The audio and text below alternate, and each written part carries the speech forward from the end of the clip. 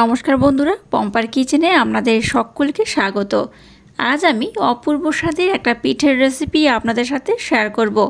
পিঠে আমরা নানা রকমভাবে বানিয়ে থাকি, তবে আজকে আমি এই পিঠেটা যেভাবে বানাবো একবার হলো আমার মতো ট্রাই করতে পারেন। এটা দেখতে যেমন সুন্দর হয়, খেতে তেমনই অপূর্ব অসাধারণ। একবার খেলে দেখবেন বারবার বানাবেন।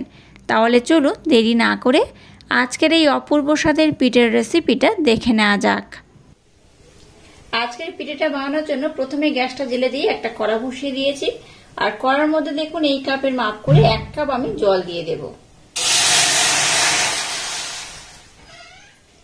এবার জলের মধ্যে দিয়ে দেবো অল্প একটু লবণ।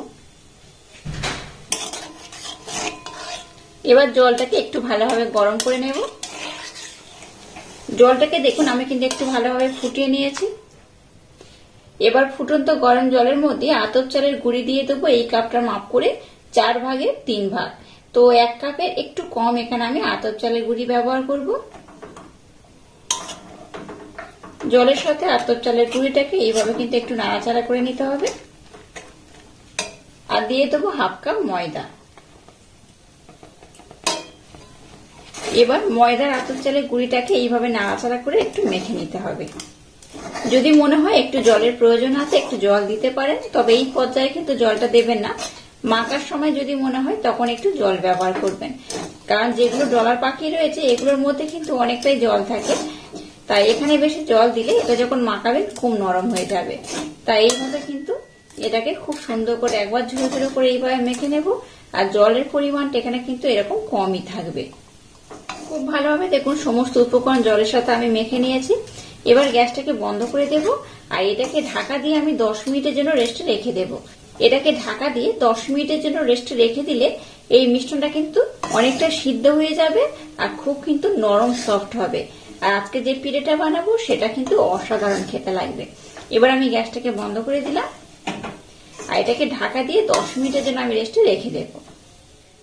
10 মিনিট পর আমি আবার ফিরে এলাম। 10 মিনিট পর দেখাচ্ছি, দেখুন এই মিশ্রণটা কিন্তু আগে থেকে একটু বেশ নরম হয়ে গেছে আর একটু ঠান্ডা হয়ে গেছে। 10 মিনিট ঢাকা দিয়ে রাখার পর দেখবেন মিশ্রণটা কিন্তু অনেকটা সফট হয়ে যায়। এবার এটাকে আমি খুব সুন্দর মোলায়েম সফট করে মেখে নেব। এই মিশ্রণটাকে যেমন খুব নরম করে মাখা যাবে না, আবার টাইটও করা যাবে না। একটু কিন্তু নরম শুধু সফট করে মাখাতে হবে। সফট হলে যেমন হয় সেরকম, খুব নরম করবেন না, তাতে করে পিঠেগুলো কিন্তু বানানো যাবে না। তো যাই হোক, এবার এটাকে আমি খুব সুন্দর করে মেখে নেব। আর এটা মাখতে মাখতে যদি মনে হয় যে মিশ্রণটা একটু টাইট হয়েছে, তাহলে কিন্তু একটু জল দিয়ে দিতে পারেন, তাতে কোনো রকম কোনো সমস্যা হবে না। দেখুন মিশ্রণটাকে আমি একদম মোলায়েম সফট করে মেখে নিয়েছি। দেখে বুঝতেই পারছেন কতটা মোলায়েম কতটা সফট হয়েছে। এই দেখুন এইরকম কিন্তু একদম মোলায়েম সফট করে মেখে নিতে হবে। এবার এটাকে ঢাকা দিয়ে আমি 10 মিনিটের জন্য রেস্টে রেখে দেব। ততক্ষণে দেখবেন মিশ্রণটা আরো কিন্তু সুন্দর হয়ে যাবে। একটা ভিজে কাপড় দিয়ে কিন্তু খুব সুন্দর করে ঢেকে রাখতে হবে। তো যাই হোক, এবার একটা পুরের দরকার, পুরটাকে বানিয়ে নেব। আর এটাকে আমি রেস্টে রেখে দেব। অবশ্যই ঢাকা দিয়ে রাখবেন, নতবা কিন্তু এটা টাইট হয়ে যাবে। এবার দেখুন আবার আমি একটা ফ্রাই প্যান বসিয়ে দিয়েছি। এখানে আমি পুরটাকে বানিয়ে নেব। প্রথমে এখানে এই 2 চামচের মতো লিকুইড দুধ আমি দিয়ে দেব। দুধটাকে প্রথমে একটু আমি গরম করে নেব। দুধটাকে আমি খুব ঘন করে ফুটিয়ে জাল দিয়ে নিয়েছিলাম, দেখে বুঝতেই পারছেন।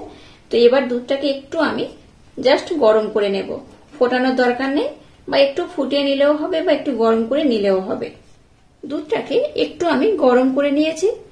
এবার দেখুন নারকেল কুড়ো নিয়েছি, এখানে ছোট্ট একটা নারকেল আমি কুড়িয়ে নিয়েছি। তো সেই নারকেল কুড়ো এখানে আমি দিয়ে দেব। সম্পূর্ণটা এখানে আমি দিয়ে দিলাম।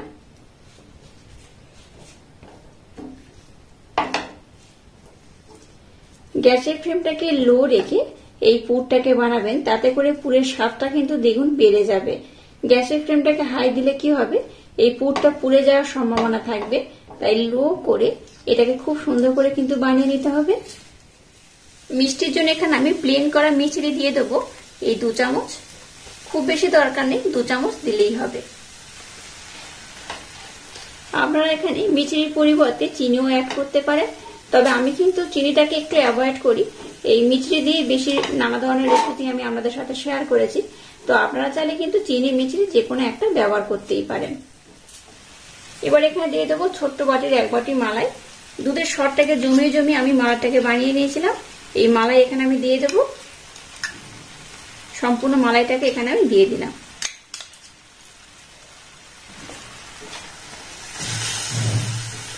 আজকে যে পুরটা বানাচ্ছি একদম কিন্তু ক্ষীরের মতো খেতে লাগবে, অসাধারণ খেতে লাগবে।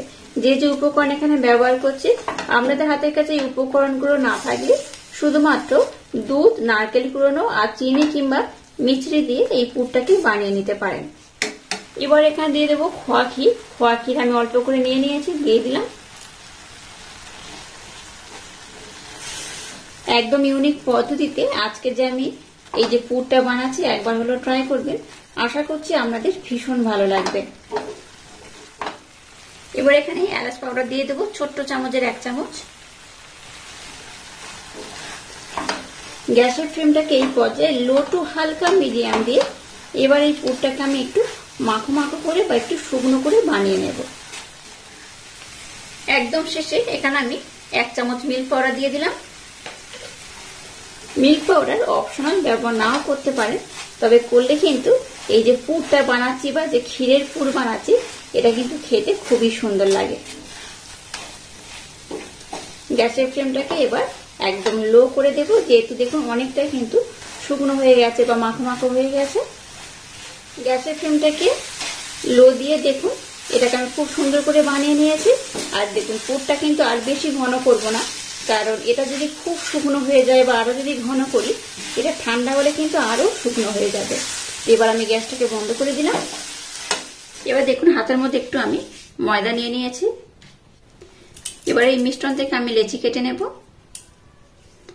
খুব বড় যেমন কাটবো না, আবার খুব ছোটও কাটবো না, এইভাবে কেটে নেব। এবার একটা লেচি হাতের মধ্যে এইভাবে নিয়ে সুন্দর করে আমি গোল করে নেব। এবার একটু ময়দা আমি নিয়ে নিলাম।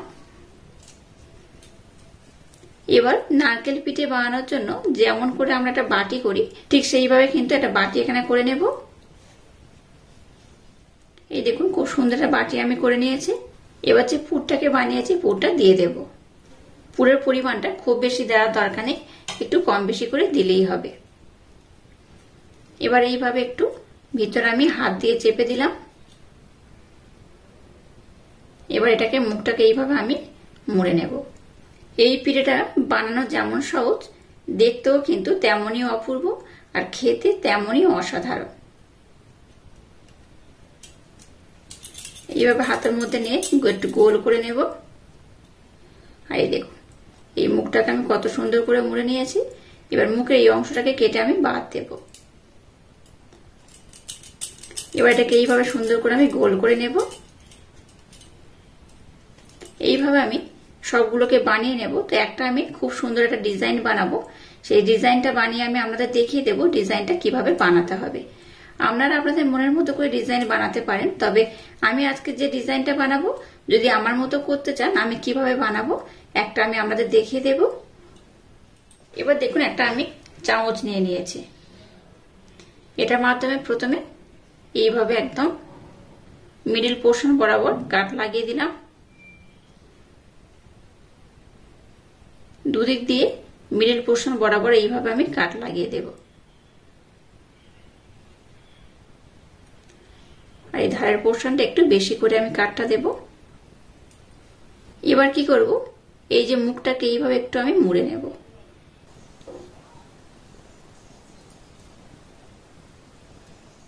দেখুন এইভাবে সুন্দর করে একটা ডিজাইন আমি বানিয়ে নিয়েছি।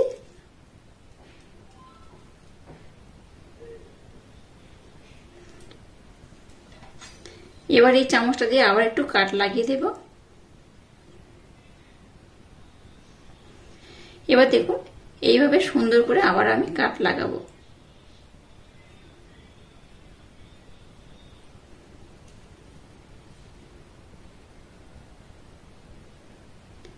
দেখুন কত সুন্দর এই ডিজাইনটা দেখতে হচ্ছে। আপনারা আপনাদের মনের মতো করে এই ডিজাইনটা বানাতে পারেন।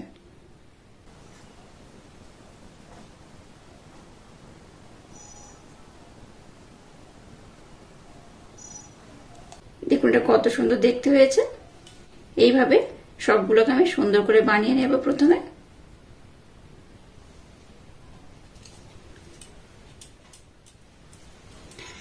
আবার একটা আমি দেখুন গোল করে নিয়েছি, এটাকেও মিডিল পোর্শন থেকে এইভাবে আমি কাট লাগিয়ে দেব। এইভাবে মিডিল পোর্শন আবার আমি দিয়ে দেব।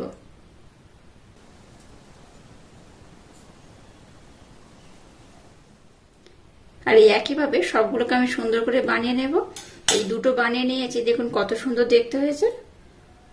দেখুন পিঠেগুলোকে আমি খুব সুন্দর করে বানিয়ে নিয়েছি। এই পাত্রের মধ্যে সব পিঠেগুলোকে আমি নিয়ে নেব। এবার দেখুন আমি একটু টুটি ফুটি নিয়েছি, টুটি ফুটি এইভাবে দিয়ে দেব। এখানে আমি সব রকম টুটি ফুটি অল্প একটু একটু ব্যবহার করব, তাতে করে কি হবে, এটা দেখতে খুব সুন্দর লাগবে। আর এইভাবে একটু চেপে আমি বসিয়ে দেব। এই দেখুন কত সুন্দর দেখতে লাগছে। সবগুলো পিঠের মধ্যে এইভাবে আমি দিয়ে দেব। দেখুন কত সুন্দর এটা দেখতে হয়েছে। আর এইভাবে কিন্তু সুন্দর করে আমি ডেকোরেশন করে নিয়েছি। এবার দেখুন এরকম ছিদ্রযুক্ত একটা থালা নিয়েছি, আর এই ব্রাশে করে একটু ঘি নিয়েছি। ঘি দিয়ে খুব ভালোভাবে থালাটা চারিদিকে আমি লাগিয়ে দেব। এইভাবে দিলে কি হবে, পিঠেটা যখন হয়ে যাবে ওঠানোর সময় আর কিন্তু লেগে থাকবে না বা ভেঙে যাবে না। এবার দেখুন এই পাত্রটাকে আমি নিয়ে নিয়েছি। এবার পিঠেগুলোকে এই থালার মধ্যে আমি দিয়ে দেব। আপনারা একটু কম বেশি করে বানাতে পারেন, একটার সাথে একটা যেন লেগে না থাকে সেইভাবেই কিন্তু দিতে হবে। এবার দেখুন গ্যাসটাকে জ্বেলে দিয়ে ছিদ্রযুক্ত থালাটা আমি এটা কড়ার মধ্যে বসিয়ে দিয়েছি, আর কড়ার মধ্যে আমি জল দিয়ে দিয়েছি।